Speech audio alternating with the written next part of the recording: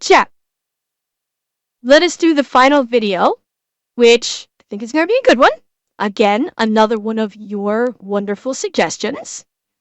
So we are going to finish things off tonight with some fat electrician.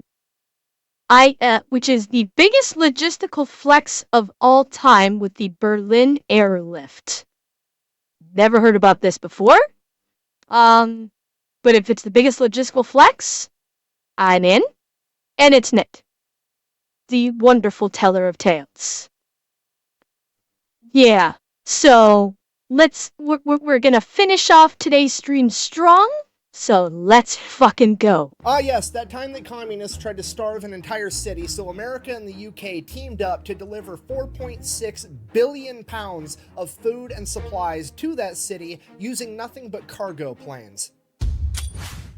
Today we're talking about the biggest economic and logistical flex of all time, America's Operation Vittles and the UK's Operation Plainfield, coming together to be known as the Berlin Airlift. But first, a word from our sponsor. This video is brought to you by Henson's Shaving. Okay, here's the deal. Henson's is a family-owned machine shop that makes parts for the aerospace industry. There's literally parts on the Mars rover that these guys made, and one day they woke up and they're like, hey, we're just going to make the most precise safety razor on the market. And this is they don't really do that all that much now, do they? Aluminum or titanium. If you want to pay extra, it comes with a little stand. And then they also sell the razor blades, so you have a one-stop shop. Not because their razor blades are proprietary, because this thing will take any shaving razor blade on the market. You don't have to buy their proprietary cartridge. You don't have to sign up for their monthly delivery thing. No, you buy this one time and then you can put any 5-cent razor in it and shave for the rest of your life. So the product itself is fantastic. Oh, but yeah. More importantly, the company is awesome because every time a YouTuber does an ad I've seen where that they before. get sent a little media packet full of talking points, Straight what up? to say, Yeah, absolutely. what not to say, and so on. Now, I'm not supposed to disclose this, but the brief that I got for Henson's basically said there is no script, do whatever you want, we trust you. Also, in the first paragraph, they said this, quote, if for whatever reason you don't get a good shave with our product, please let us know. If we can't help you, then don't endorse us. We think we've made one of the very best razors in the world. If you disagree, we'd rather not ask you for a non-genuine endorsement. So not only are the razors great, but this is the type of company you want to support. He's praised these people before down below. Let's get back to the video. When he's been sponsored by him. Info. After World War II, the Allied forces took control of Germany, and it was split into pretty much 4 different chunks. The Soviets got a piece, America got a piece, the French and the British both got a piece. Here's a map of that right here. Okay, here's where it gets a little weird. Berlin was also split into 4 equal chunks. The problem with that was Berlin was 100 miles into the Soviet territory. So you have this little tiny speck on the map of British, French, and American territory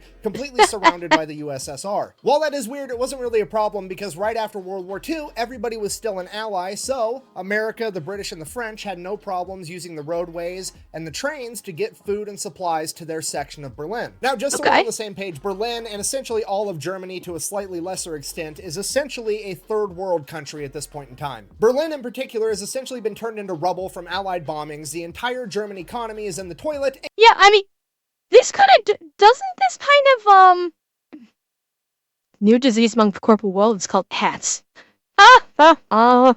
Funny blades. But doesn't this, like, I'm wondering if this story about bringing in supplies, if this sort of dovetails into the inception of Aldi. Because, correct me if I'm mistaken, but didn't Aldi sort of, like, wasn't it birthed from post-World War II Germany, like Berlin? So, I wonder if he's going to mention this. Yeah, I'm wondering if he's going to mention this, where, at the conclusion of this, he talks about how, after, that maybe this spawned Aldi, perhaps. Because I'm pretty sure this video came out before his Aldi video. Oh, it was West Germany, not Berlin? Okay. And all of the German people are not getting a lot of sympathy from the global community because, well, they kind of started it. Now, with the Allied forces in control of Germany, it is their job and their responsibility to help take care of the German people. Now, the Western powers, America, Great Britain, and France, they're all on the same page. They all have the same game plan. They want to go in, render aid in the short term to the German people, then in the long term help prop up their economy, get them back on their own feet, and then they can leave. The USSR, on the other hand, aka the communists, absolutely hate that idea. The last thing a bunch of communists want is people being able to take care of themselves, so they step in and they're like, no, absolutely not. We're going to build a communist utopia out of this place. So, in order to stop the Western powers from helping Germany, they decide that they're going to print billions and billions of Reichsmarks, the German currency. They devalue the currency so there's so much money that it's no longer a store of value, to the point that it literally takes a wheelbarrow full of money to buy a loaf of bread. Because of this, the already struggling German economy completely collapses and a black market sets in, and the new currency for Germany is essentially cigarettes and food. And this goes on for like 2 years with the West trying to negotiate with the USSR on how to proceed. And during that time, the people of Berlin are quite literally starving and freezing to death, with the average Berliner eating less than 1,000 calories a day. Eventually, the West steps in and they're like, fuck it, we're just going to do it without the communists because we have to help these people. So they create a new type of currency for Germany known as the Deutschmark, and it's going to be seen as a real store of value and help rebuild the German economy. The Soviets find out about this and they freak out, basically break all diplomatic communication with the Western powers, and they officially want to break up and just have East versus West, capitalism versus communism, Hungary versus Fed. This is where the Cold War really starts kicking off. And the first ideological battleground of the Cold War is going to be Berlin, because remember, it's 100 miles into Soviet territory, and a big chunk of it is still controlled by the Western powers. So the Soviets decide they need to take over that part of Berlin too. They can't have a little speck of capitalism in their communist utopia. Now, luckily for the communists, it's an easy fix. They really don't have to do anything, because the minute the West Berliners see what a communist utopia really looks like, they're going to willfully and freely denounce capitalism and run over and become communists too, right? Wrong. Yeah. I don't think you need to have a degree in economics to know that if someone looks between capitalism and communism, which direction they're going to go. Yeah, I don't think so. I mean, that's never going to happen because communism sucks. It's always sucked and it's always going to suck. So the communists are going to do what they always do. They are going to basically present... Well, okay. So, Alex, to your point, with college students, they don't look for communism.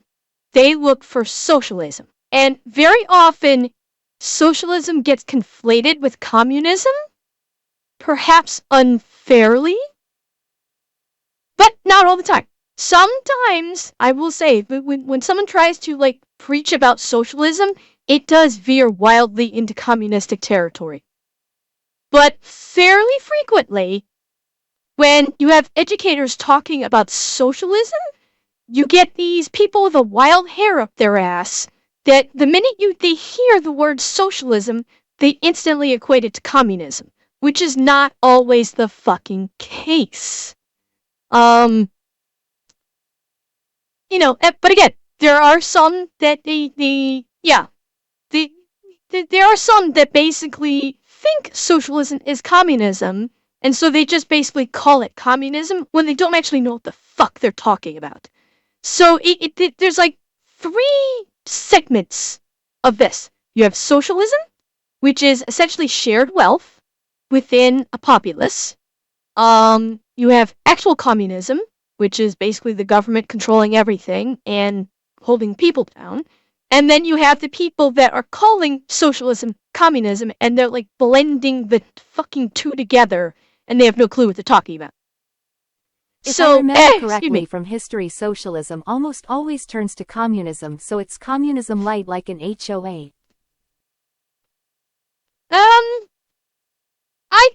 I disagree with that to a degree, Aaron, because there is social... If you do try and go with a completely... And here's the thing when it comes to socialism. You can't have a completely 100% socialist society. You cannot. It's not going to work just because of human nature. Humans are simply greedy assholes. And, humans are destructive, and they're greedy. And every other bad thing, you're not going to get rid of that. So if you try and go 100% socialist, it will end up becoming communist in the end because of this reason. However, if you essentially inject socialist attributes strategically into capitalism, then you get things like socialized medicine or actual universal healthcare, like in just about every developed country outside of the United States. So things like universal healthcare or socialized medicine, that is socialism. So Canada, for example. Okay, perfect example is Canada with universal healthcare, otherwise known as socialized medicine. In Canada, Canada is still a capitalist society. However, there's socialist aspects to it, such as medical care. If I need to go see a doctor for any reason, I do not pay a dime to see the doctor, be it a private doctor or the hospital. Regardless of what care I need, I will not pay a dime for that. However, I do have to pay for medications. So medications is not covered under Canada's healthcare. Now, that being said, there are many, no, Aaron, sometimes yes, sometimes no. It's just like any hospital. If the hospital is busy, Socialists yes. and communists are both Marxist. Socialists think communists are part of the United Front, until the communists get power and line them against the wall. Okay. Aaron, it depends on, like, it's like with any hospital. If you have to, if the hospital has a lot of patients, yes, you may have to wait. If the hospital does not have, if it's not super busy, no, you don't have to wait though.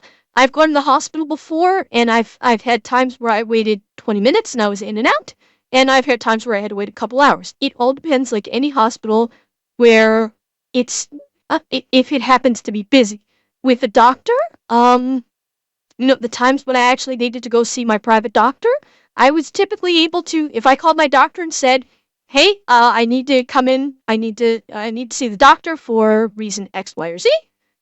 I typically would get in to see my doctor in a day or two. Very frequently, I called my doctor and said, "Hey, I need to see the doctor." They'd say, "Can you make it in tomorrow at this time?" So no, I did not very often. It's a bit of it's kind of a fable that in Canada you have to wait for so long to see a doctor. If you have specialists, they with specialists it's possible because Canada is an aging country. There are a lot of fucking old people in Canada, particularly in certain provinces, and in that case, sometimes yes, you do have to wait because especially in, basically low income provinces like Newfoundland, yes, you are waiting. But that's because Newfoundland is a very low income province. They do not have a whole hell of a lot of medical equipment, and it is an extremely aged population. So it does depend on where you live in Canada, whether or not you can be seen quickly or not. Monarchy, that is socialism, a factor. capitalism, democracy all work great on paper till people screw it up. Well, yeah, that's true. And with like the medical care in Canada, it's even improving. Like for prescriptions, there are government programs where you're not paying a dime and you can get basically prescription insurance. So you are not paying 100% for your prescription. There's government insurance for prescriptions. There's a new thing in Canada now for insurance for dentistry, where right now it's age gated at like 65 or older or under 18, but it's going to soon open up to everybody. You can get 3 dental insurance from the government for the majority of any dental care that you need. This is socialism. This is socialized medicine. So again, what I'm saying here is when properly injected into a capitalistic society, it can work well. But you can't go 100% socialism because that will end up turning into communism because people. That's the point that I'm trying to make there. So, yeah. West Berlin the option: join or we will attempt to kill you. Because if you don't know, that's the dirty little secret to communism. They always talk about seizing the means of production. What they never bother to tell you is that people are also part of that means of production, and they will seize you too. So that's exactly what they do. They attempt to seize West Berlin. They blockade it off from the Western powers. They cut off every road, every railway. Yeah, here, it is in exchange for higher taxes because the money for all that's got to come from somewhere. That is a fact. Now, the taxes are not. I don't. Oh, hello, Ahina. Hello, Raiders. How's it going? How's it going, everyone? How are you doing? How was your stream? Did you guys have a good stream? I hope. And I'm about to put it on my own ass. What did you guys do for stream today? Did you do some games? Do some games? Have fun? Yeah. Kingdom Hearts sounds fun. I am hoping starting on Sunday I can start gaming some more myself. Because I have a new computer that I'm hooking up this weekend. Hopefully it'll be ready on Sunday and I can actually start gaming on starting on Sunday. So, hello everyone. So, for those of you who have never been to my stream before, first of all, welcome. My game plan to basically give it a test run. To test run the computer for stream on Sunday, I'll probably be doing Elite Dangerous. I'm going to be gathering my fellow commanders in chat, and we're going to be doing Elite Dangerous on Sunday. I don't know what, we're going to figure that out. Yes, Darkwing! Oh yeah, it came in yesterday. Yeah, the new computer arrived yesterday. I just need to set it up. So, Raiders, for those of you who have never been here before, AZ, I will tell you. My name is Ember. I talk a lot, we watch videos, and hopefully if the new computer works out well, I will be gaming too. That's my history. As my Elite Dangerous is basically a space simulator where you fly around through a literal one-to-one representation of the Milky Way galaxy.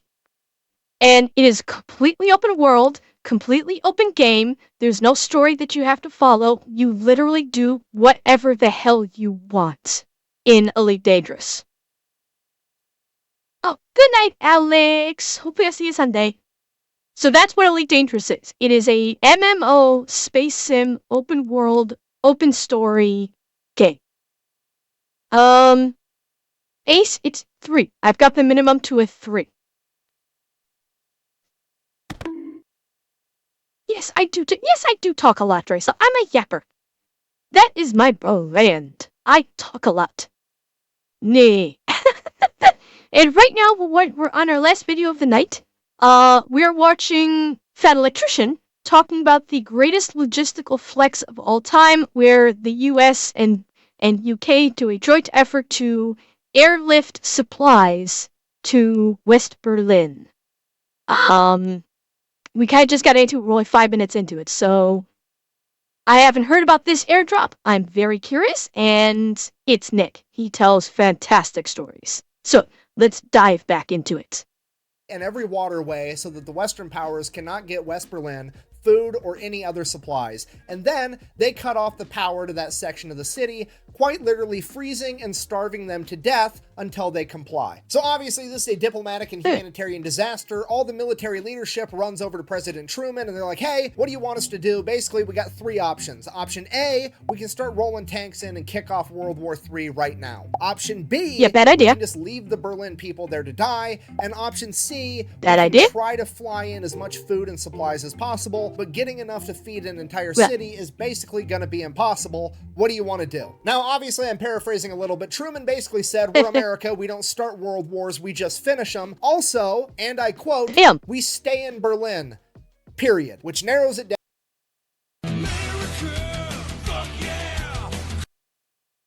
down to one single option. They are going to fly in enough food and enough supplies to try to feed all of West Berlin. Here's the catch with that. The American leadership has absolutely no idea what that's going to take or how to even proceed. So they go to the British government, who has just spent the last decade rationing their own people, and they have a great understanding of what it takes to keep a large population of people fed and warm. So Great Britain crunches the numbers, and they figure to get every single person in West Berlin 1,700 calories a day, it's going to be 1,500 tons of food every single day. In addition to that, since the power got cut off, they're going to need 2,500 tons of coal and fuel every single day. Okay, 4,000 tons, just so we're all on the same page. That is 8 million pounds of supplies every single day just to keep everyone alive. And the best... Holy shit. And this is post, like, just after World War II. Well, he converted it. Excuse me. He converted it. Like, he started with tons and converted it to 8 million pounds. Per day. Per day. Because the figures he was given before was in tonnage, and then the final number he converted it to pounds. Holy shit! And again, that is per day they have to do that. Best cargo plane they have to work with at this point in time is the C-47 Skytrain, which has a maximum capacity of 3 tons, meaning that they are going to have to land 1,333 cargo planes into Berlin every single day. To put that into perspective, there's only 1,440 minutes in a day, meaning that one plane has to land every minute and 8 seconds. Wow. This is impossible. Despite that, the newly formed United States Air Force says, hold my nuclear bombs and watch this shit, because on June 26, 1948, 2 days after the Soviet blockade, they launch Operation Vittles, where they are going to try to feed an entire city via cargo plane. 2 days after that, June 28th, the UK says, hey, we're going to help too, and the RAF launches Operation Planefair, and together this becomes known as the Berlin Airlift, and right out of the gate, it is a complete and utter shit show. They're trying to fly in planes from absolutely everywhere. It is disorganized chaos. There's planes crashing. There's mid-air collisions. Oh, God. It's a complete disaster, and on their best day, they may be able to get 1,000 tons of supplies, less than a fifth of what they need. Now, at this point, the conditions in Berlin are getting worse and worse by the day. The communists are essentially laughing at the stupid capitalist pigs, at which point America calls up one of its main characters, a man by the name of General William Tunner. Uh-oh. Alright, this is a guy that coordinated all the logistics of getting supplies into China during World War II when they had to fly over the Himalayas. If anybody can unfuck this situation, it's gonna be him. And that's And whenever he talks about enter the main character, you know shit's about to get joyous. Himalayas. If anybody can unfuck this situation, it's gonna be him. And that's exactly what he does. So General Tunner comes in and he's like, here's the deal. We're going to fly these planes like we're conducting an orchestra. There's 3 air channels to Berlin. The 2 on the outside are going to be planes going to Berlin, and the one in the middle is going to be planes leaving Berlin. For the 2 air channels going into Berlin, we're going to launch 1 plane every 3 minutes all day, every single day. And those planes are going to fly at 5 separate altitudes, staggering every single time to give them just enough time to land. The Germans on the receiving end of this are like, we're literally starving to death. We got to help out the Americans and the British with this. So they show up and they start unloading the cargo planes for them.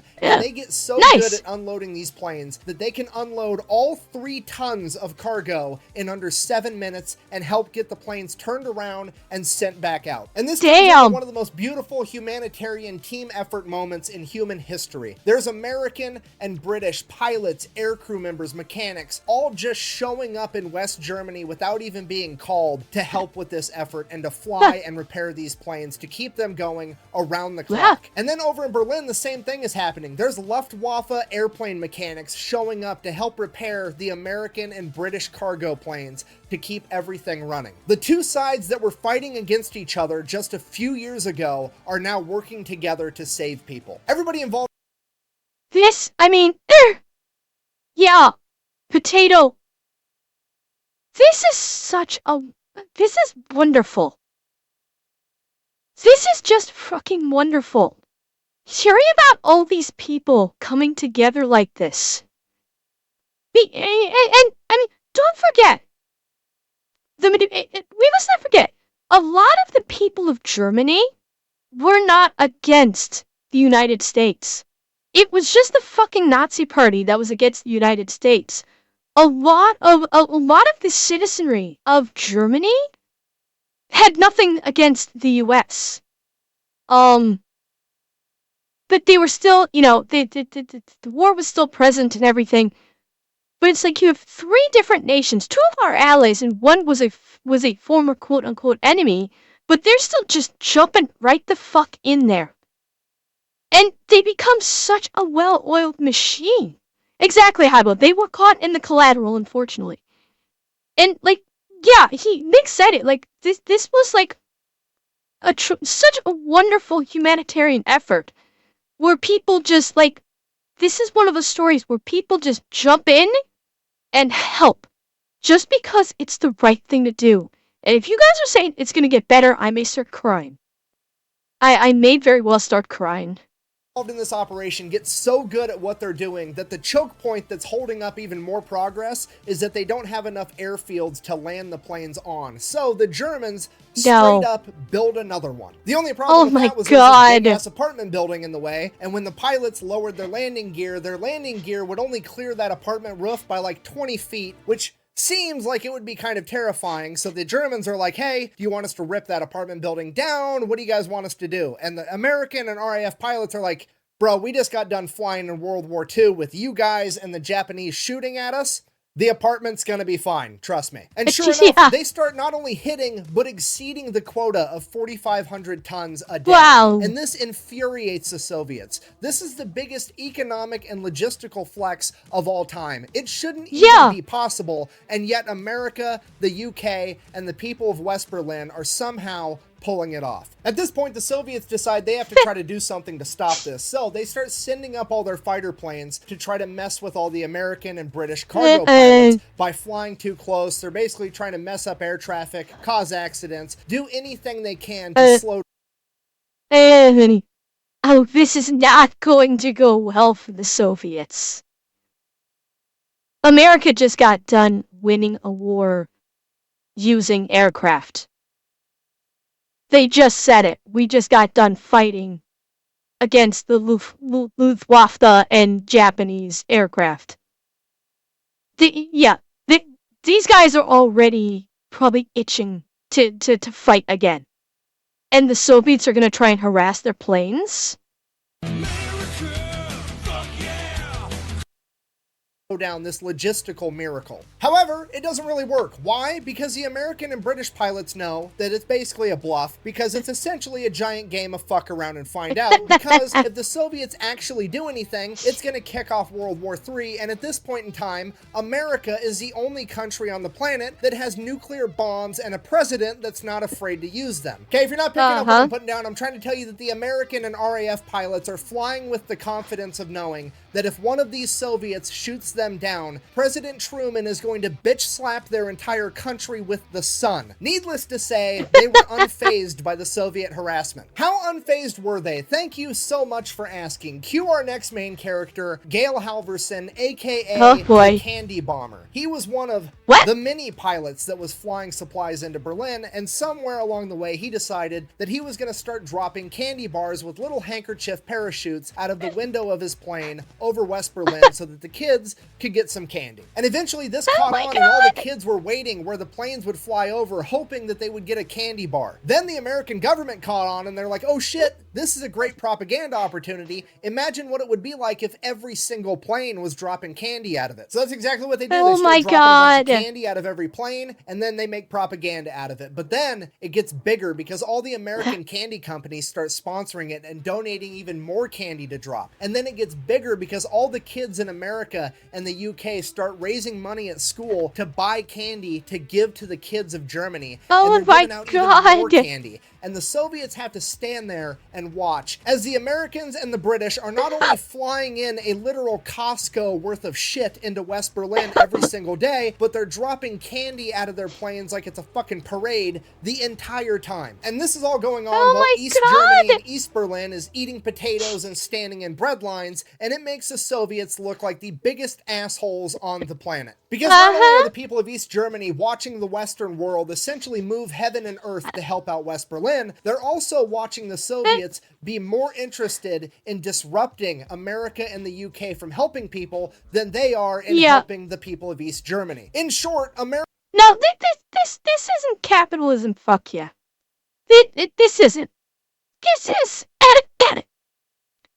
This isn't about capitalism. This is just about good people.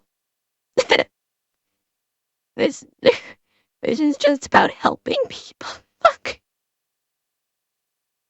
Oh shit. Well, yeah, it's just about, it's humanity. It's not even capitalism. It's just about helping people.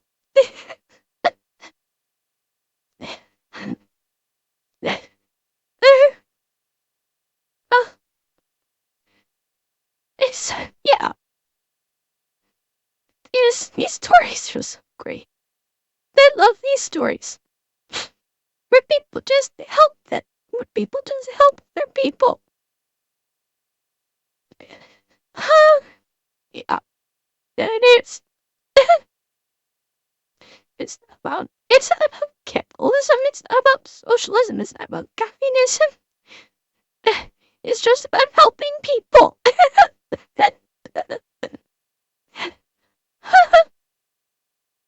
It's so wonderful. Oh God.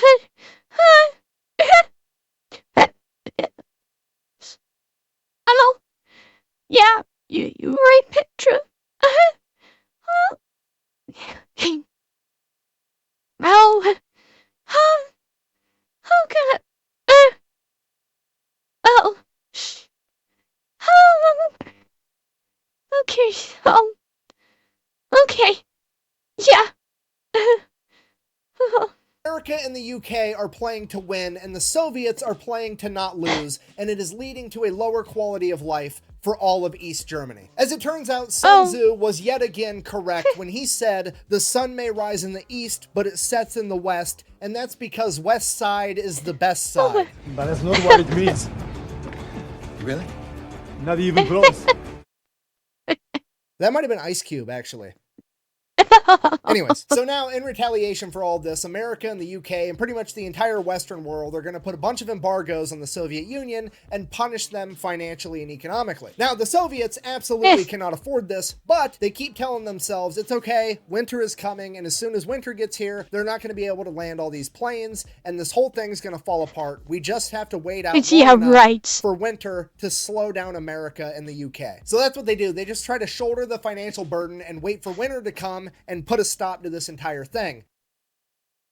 Do the Soviets not realize that winter also exists in the United States? That winter is actually a thing in the United States, particularly the northern states? Do the Soviets not understand this concept? Winter's coming, yeah, and you got a bunch of Chicago pilots going, hold my fucking beer, I'm coming back for more. Winter comes, and winter, it does slow down some of the flights, but here's the catch. America was also developing bigger, better cargo planes, and now America isn't just flying the C-47, America's flying their new cargo plane, the C-74 Globemaster, and as opposed to the previous C-47 carrying only 3 tons, the Globemaster can carry 25. So despite the fact that weather can sometimes delay flights, America and the UK continue to improve and increase the amount of supplies that they are delivering daily. Yeah. And by Easter Sunday, 1949, they would break Doesn't Chicago their own do a record. Winter Lake jump in? I'm not sure if they have a polar bear club or not. It would not surprise me. They're like, you can probably find polar bear clubs in literally any state. but you're talking about yeah, there's an annual. You're right. It's I can't remember if it's at the very beginning of winter or towards the end of winter when the lake is not frozen. But yes, they do an annual Lake Michigan. It is a polar bear like event. Um, yes, but they do it. I think it might be at the very tail end of winter when the lake is thawed. Probably around like March or April. Yeah, they'll do like this big old polar bear event where people will just go hauling ass into Lake Michigan and then come hauling ass right back out. Yeah. And yes, the plane is a Beauty Falcon. It is. Landing 1,383 planes in a single day, delivering 13,000 tons of supplies, which is 26 million pounds, which obviously is like 11.8 million kilograms or roughly 87 blue whales. Yeah, the United States Air Force and the RAF shipped 87 blue whales worth of crap into West Berlin in a single day, and because of this, it becomes very apparent to the Soviet Union that America can and will keep this shit up forever if they have to, and they are finally forced to give up the blockade because they cannot shoulder the financial burden anymore, and that would come down on May 12th, 1949. And with the roads and railways to West Berlin finally open once again, the Berlin airlift would come to an end after 15 months, 277,000 flights spanning 92,000 miles and delivering 2.3 million tons of aid, which is roughly 4.6 billion pounds or 15,333.3333333 blue whales. This is the greatest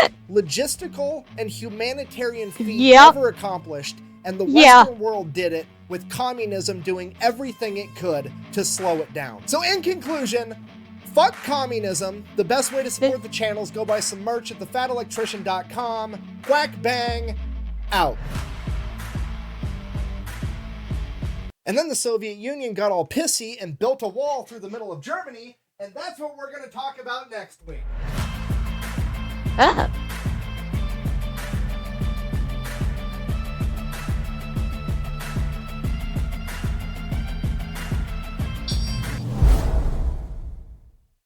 This is a prime example of only when humanity faces a threat bigger than itself is when former enemies come together and humanity is capable of climbing the heavens and achieve greatness. Cheer 100.